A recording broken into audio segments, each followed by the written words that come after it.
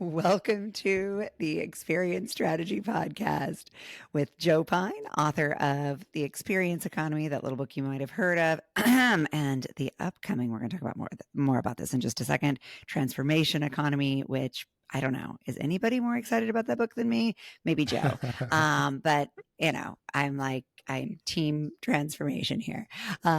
And Dave Norton, an experienced futurist and founder of Stone Mantle, and me, Aransas Savas, an expert in behavior change and motivation. And each week we bring you a hot topic related to experience strategy. Think of us as your experience strategy consultants out in the world looking for the news and the information that you need to hear. When we saw all the news about Sam Altman's Code Red last week on OpenAI, we knew we needed to talk about it. So you can read a little bit about it over on the Wall Street Journal. Lots of folks have been writing and talking about this. If you haven't heard about it, Sam Altman caused a big stir last week when he declared a code red as he saw a perceived threat from Google in AI leadership. This is a fast-moving train. As we all know, everybody's trying to get on, stay ahead, and be the big winner and hold the future here when it comes to AI. And OpenAI, it is too soon, I think, to declare them the winner in the category, as you'll hear about in these articles and in these stories.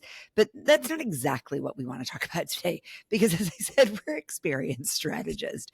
And one of the things that really jumped out to me as I read a lot of the reporting on this is that the people who are really looking at this from a future focused standpoint are looking at it through the lens of experience. And they're saying, no, this is not a contest for functionality. This isn't a contest for speed. It is a contest for experience. And I think all three of us believe that to be true. And so we're going to talk about some of the major frameworks that we believe Sam Altman, Google, and others should be thinking about as they race this, this very fast moving marathon. Before we get into that, though, in hot news over here, Joe Pine, I saw online, received his first copy of the Transformation Economy. He posted a great video over on his Substack. If you're watching this on YouTube, you can hear Joe drop his copy of the book. You can see it too on the YouTube. mic. I dropped it right on the mic. And we are never without drama here. We're going to change the name to the Dramatic Experience Strategy Podcast. But it was really exciting to see it all in print. How are you feeling today, Joe?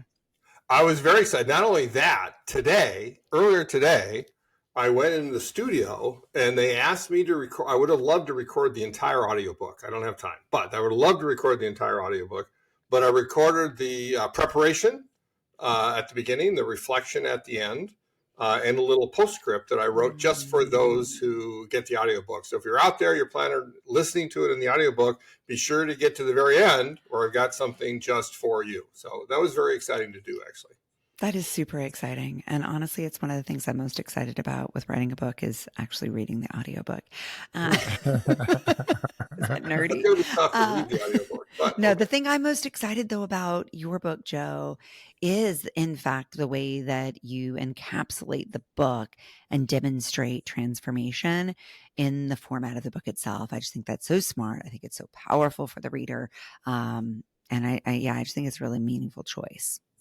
Thank you. You know, it sort of follows on what Jim Gilmore and I did with the Experience Economy, is because of the topic, particularly that work is theater. It's right there in the subtitle, work is theater and every business is stage, is we did the similar thing with it, where we didn't have a preface, we had a preview, we had an intermission in the middle, and we didn't have an afterword, we had an encore. So it was, so following on in that, that's sort of what gave me the idea of, I love that you use the term I use in the book, Aransas, which is encapsulation, right? That you want to turn any experience into a transformative one, then you need to encapsulate it. And it's what I've decided is like the number one framework in the entire book. If you're an experienced stager and how to go about doing it, which is having a preparation, like I wrote beforehand, a reflection afterward, and then integration on an ongoing basis. I agree completely. I'm actually hosting a retreat next weekend, so I'll report back on it soon. But I've done something I think pretty radical on it by bringing the entire group of participants through an 8-week journey of preparation and intention setting in a really guided, powerful way that will culminate in the experience where I'm actively synthesizing their 8 weeks worth of input and presenting that to them in a highly personalized way at the experience. And then really fully encapsulating after the experience with regular quarterly check-ins. And it's something I touched on in the first retreat we did last year, and it was so powerful. And I will say, from an economic perspective, we had 100% return rate from our first retreat. My goal was like, can this not be hard to recruit for this thing? Because let's all face it, nobody likes the recruit part of any journey, any process. And they all came back. And I really think it was because of that encapsulation. So big fan, big believer. All right. Joe said, hey, let's do this in 18 minutes. He didn't know that I wanted to spend 18 minutes talking about his book and my retreat. But here we go. Let's talk about Google, Sam Altman, AI, and experience strategy. Dave, which framework first comes to mind for you as a futurist that you believe these guys should be thinking about right now in this race? I think that the number one framework that I'm thinking about that's running through my head on a regular basis is one that Joe and I built. Man, it's almost 10 years, Joe. It was, it was with the client we had in the entertainment industry in Burbank. 2014, 2015 time period. So, and it's written up in Harvard Business Review. It's called Stupid, Dumb, Smart, Genius. Now, Harvard didn't allow us to say stupid and dumb, right. But they're it's not the here. idea. But if you put the article in the show notes, and so when you go to the article, you see what they did to avoid the word stupid and dumb. But with stupid and dumb, it sings stupid, dumb, smart, genius. What a progression! Yeah, it's a great progression. And what it does is it kind of outlines how people's expectations change as we add more and more intelligence to technologies. That's really what the framework is designed to do. And of course, we're living through that right now. We anticipated that with this framework, but we're living through it right now. People's expectations for what AI will do for them it's astounding. It would not, 5 years ago, no one would have thought what they're expecting today. So some of the things that we talked about that a genius solution should be able to do, AI is already doing. Like one of the things that we talked about for genius solutions is should be able to get hundreds and hundreds of jobs done, orders of magnitude of jobs done. Well, every single platform out there can do hundreds and hundreds of jobs. And so it's only going to increase, it's only going to increase. Yeah. And so, astronomically. So I think that some of that is now being seen as kind of smart and not necessarily genius. So the consumer is kind of moving the goalposts. Genius is a moving target. Yeah. And kind of expecting a lot more. So let's just kind of talk through this for a quick moment. There are solutions out there, believe it or not, that are dumb. And that's not a bad thing. They are just simply solutions that don't have any data associated with them. The clothes that I'm wearing right now are dumb clothes. They don't have any data associated. I've been meaning to talk to you about that. Dave's dumb. We're not using the term dumb as a pejorative. We're just saying there's things that are not intelligent.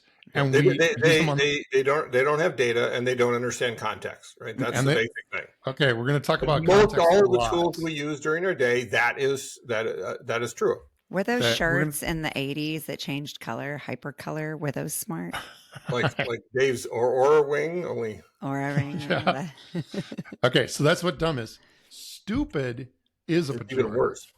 Stupid is a pejorative. It's when there is actually data associated with something, but you use it wrong. Today, we might use the euphemism hallucination to describe stupid things. But the fact of the matter is that AI has become known for hallucinations, delivering stupid outputs. Right.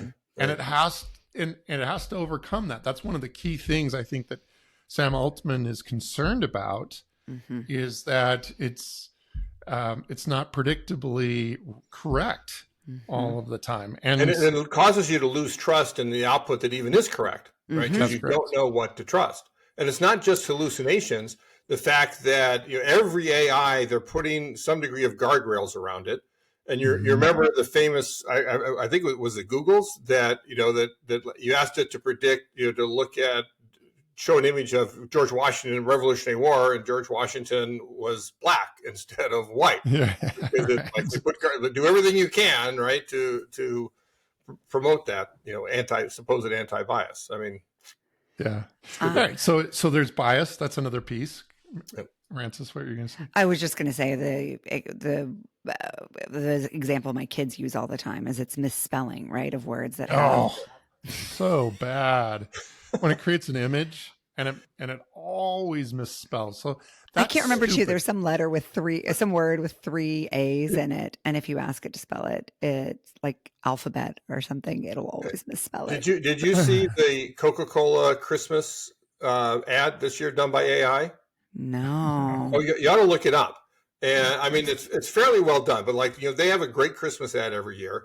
And this one is a truck, and it was all developed with AI. And they talk about how much work it was to be able to do this. But I saw somebody in LinkedIn just sort of post all these different snippets. And what you see is the number of wheels on the trucks changes all the time. Like every 2 or 3 seconds, it's an 8-wheeler, then it's a 12-wheeler, then it's got this extra wheel over here. And it's just unbelievable that it just can't even get that simple thing right. Like make the truck the same in every image. How hard can that be? It's stupid. Right. It's stupid. Yeah. And it doesn't even know itself, which I find so frustrating. Didn't realize it. Right. So you can see that our expectations this is amazing technology, but our expectations for this amazing technology are changing as we're experiencing it. So let's talk about smart for a second here. Smart is where it's a solution where there's data that's being collected and it's used to accomplish a limited set of jobs. And we know what those limited sets of jobs are. And it progressively gets better, so you can get smarter and smarter over time. But the way that it gets smarter is basically it understands certain aspects of context. Okay, this is something that we've been talking about for decades. Companies need to pay attention to context, and now they can. They can pay a lot more attention with a smart solution. Where it gets its information about context comes from modes.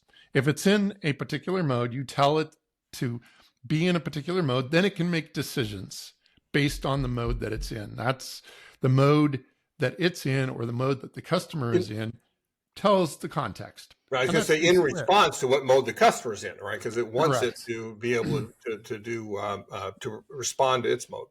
So if companies want to take technology that's not at the level of OpenAI or something along that line, and they want to make it smarter, an easy way to do it is to identify the modes that the customer gets into and support those. And then you've got contextual data, you can support them.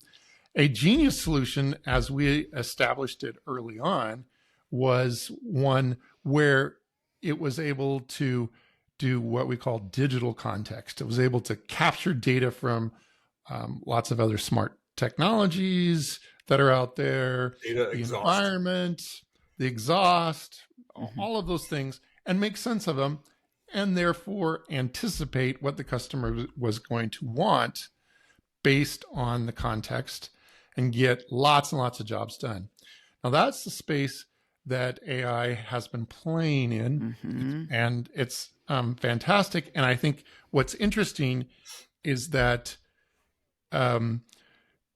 this model that we developed 10 years ago is playing out exactly as we said it was going to play out, which is that the companies that don't know how to get their AI to actually understand contextual cues are the ones that are failing at some very basic things, like how many wheels does a truck have?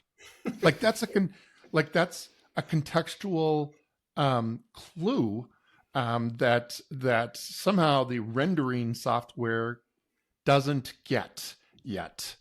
And until it does, we're going to get these funky little things that are going to happen. So that's why I think that if I were Sam Altman, I would be like looking at context.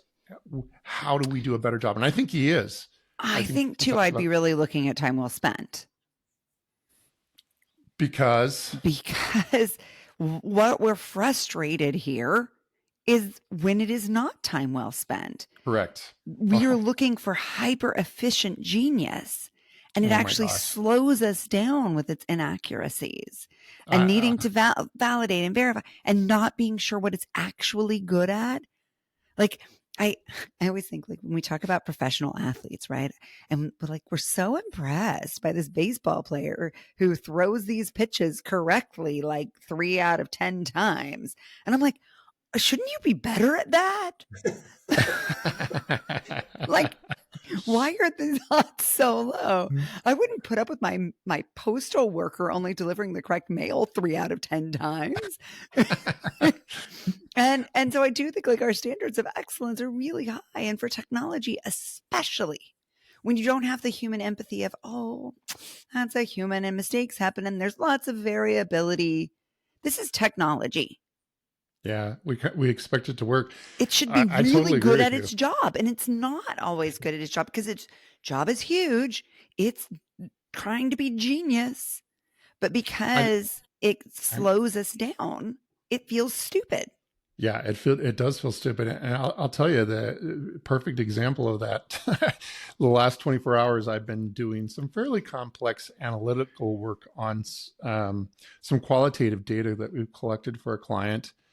And I spent most of my time just doing responses to ChatGPT. I mean, I was just like, give me a break. Yes, option A, and every time there was like this little excuse. I can't really do this yet because it's too much data. And I'm like, oh my gosh. Right. And Claude gave me a much better experience. Interesting. Yeah. I mean, I think more and more we're seeing people create these highly specialized versions of AI. And I think that'll be interesting, to your point, to see if those become more contextually relevant and accurate. I'm blanking on what's the name of the guy who created the concept of OKRs. Anyway, I was talking to a friend today who was talking about using that all of his data and work has been added into ChatGPT. And so she literally spent like 8 hours workshopping with him her OKRs to optimize them. And I mean, I think more and more we're going to see that type of usage where it feels like, okay, I'm collaborating with a specialist. Yep. But right now it feels like we're receiving untrustworthy information from a generalist. Yeah. To your point, Dave, about having to spend so much time responding to its queries, right, about when you're trying to get data out of it. One thing you did mention, I always think of is in our framework on stupid, dumb, smart, genius, one of the biggest difference between genius and smart is smart responds. You're responding to it, so that moves it back down into the get in the way, stupid category, instead of it responding to you. And genius anticipates, right? It because it knows context and knows what happens in the past. It's got this longitudinal view of you. It allows you to it allows it to anticipate what you're going to want, and we're nowhere near that yet. And that's one of the key things that I think they really need to spend their time on. Well, so let's talk a little bit about that for a second. So What I'm really interested in right now is how vastly different the experience with OpenAI's ChatGPT is from Claude, from Gemini. And I know OpenAI is very concerned about Gemini right now, but it's fascinating how different Anthropic is. Each one of these outputs is. I read somewhere that they're talking about a merger between OpenAI and Anthropic, which open Claude. Open Claude. I mean, That's they like, do like have Alexa, different open strengths. They really do. They really do have different strengths, and it's like when I think about Claude, I think like deep functional core capabilities that it does. I mean, you can go really, really deep, but ChatGPT, it's more about this big ecosystem that they have. And then Gemini is, it's very different. It's supposed to be making your experience with search and with Google Docs and with all of the other technology that's in their ecosystem better. I've had a very hit or miss experience with Gemini. I think it does a great job with search. Exactly. Sometimes it's just search. Yeah. Summarizing search. Search. To me, I'll tell you what it is. It's contextual. Right. Okay. Gemini. But Gemini's contextual. I'm able to Google use knows it much more about you than the others do. It does, right? But it's like I don't see that that's serving it in its results. Yeah. But what I do see is I'm in Safari or I'm in Google, and in the browser, I'm getting direct links to the websites instead of having to link to another service to access the websites. So to me, there's just a convenience. And that's all it is. That's the only benefit is contextual efficiency. Yeah. And when I go to try to actually do work in Google Docs with Gemini, oh man, that's bad. That should be the idea, is contextual efficiency again. Yeah. I export everything out of Google Docs and I put it into ChatGPT. And after I run it through ChatGPT, then I run it through Claude. There's a 3-step process. So there's an opportunity here for someone who wants to create the true genius platform. And that is a front end to all of the AIs that knows which one is best at which one it does and gets to know you personally, has a relationship with you to be able to run all this and keep that longitudinal view, develop that learning relationship with you that grows and deepens over time and goes to the best spot for you to be able to find the right answer for what you're doing. That's great. The one thing Sam Altman talked about that I was really excited about is creating a true personal assistant platform. But he put it on hold. I know. He put it on hold. They'll catch up. He's moving so fast. It could be back on the roadmap next week. A week in AI world is a year in everyone else's world, maybe a decade.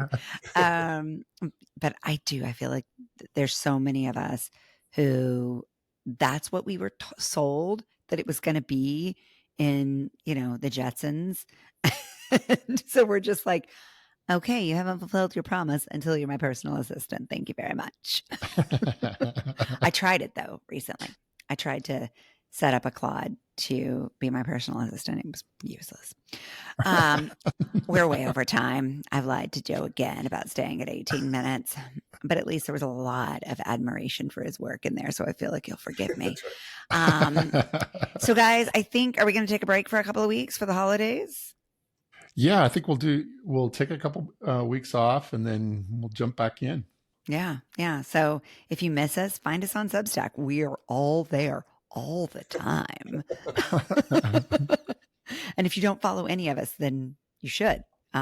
We'll make sure there's links in the show notes to all of those Substacks. And please do reach out. Let us know what you want to talk about. And let's go.